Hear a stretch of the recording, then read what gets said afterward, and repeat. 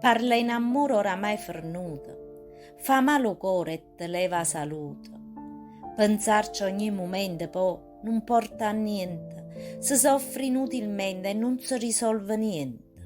È questo che mi sente dicere a chi non sa, a chi non conosce quello che ha vissuto, quello che ha provato, quello che non si può scordare.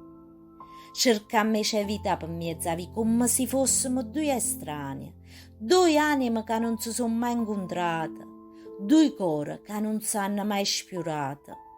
Ma come ha cominciato sta discesa, come siamo arrivati a questo punto.